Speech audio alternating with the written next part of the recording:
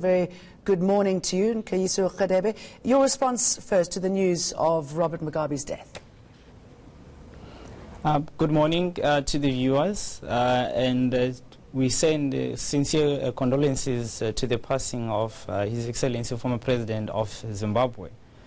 It's indeed quite saddening news, but his past experience in terms of what he has shared within the continent will never be forgotten, and we hope that the people of Zimbabwe also are going to be consoled within this time and the dark hour as what just happened.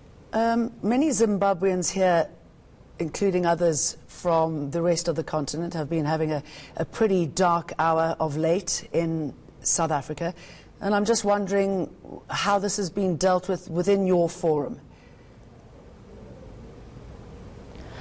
So within our own, as an international peace youth group, as we also seek wisdom within the elders, we do hope that the experience that they have shared within the young people, it adds value, and the work that they have done, it cannot go without notice, as they were saving their own country and the continent at large. And also looking within South African continent as well, in terms of like how African leaders have worked together tirelessly to bring us where we are as a young people. You know, Robert Mugabe caused a lot of damage to the country. I mean, because of that, we've had the influx of Zimbabweans coming into South Africa. There's a lot of damage being done in South Africa at the moment. What should be done as far as leaders are concerned who allow this sort of atrocity to happen? What we're saying as a young people is that we really need to be able to stand firm in a way that we approach things.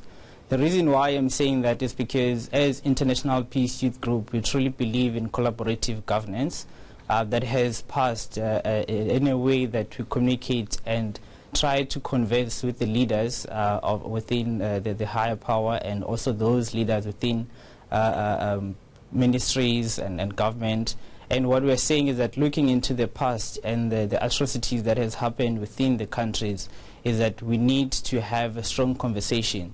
And looking in terms of like what's happening on the current affairs is that, of course, people are not happy, we are not happy as a young people, and the world that we've inherited is a world that is embedded with atrocities of crimes, atrocities of violence. So what we are saying as International Peace Youth Group is that we need to work towards amending all those atrocities and create a culture of peace that is going to be a lasting legacy that is going to leave it for the future generations. Explain to us more about how you're going to do this. And I believe you want a legally binding international law for peace. Talk us through that. Yes, indeed. To take you through, we'll take it back in terms of like why was the organization established, which is the International Peace Youth Group. So it started with the value of life. Why should the young people keep on dying on the hands of one another?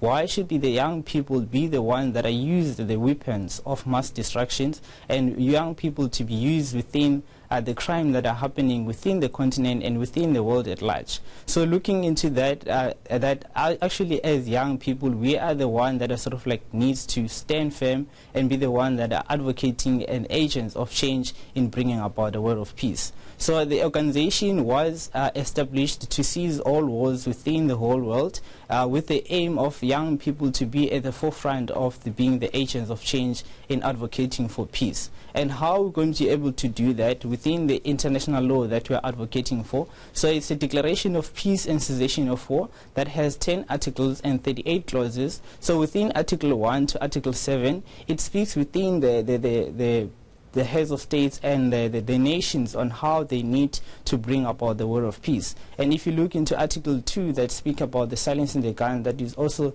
share the same vision of the African Union aspiration for, that's speaking about leaving Africa to be a place that is at peace with itself. So those are the things that when we're speaking about repossessing weapons into usable tools, to say that we need to invest in things that are more important more than investing into weapons, but that what we're saying, that the one that are already here, they need to be repurposed into usable tools. And furthermore, the Article 8 to Article 10, it speaks about on how we can be able to spread about the culture of peace, social coexistence, and also on how the religious community needs to work together as one in bringing about a world of peace. So those, if you look, and also the declaration is sort of like re-emphasizing the already existing tools, but also bringing the new change in terms of like how the civil society, the youth, and also everyone within the international sphere can also add value and be the agents in promoting about a world of peace, and also being the active agents within the society to bring peace building into their respective constituencies and areas. Okay, Gadebe, thanks for talking us through that. I hope you get what you want.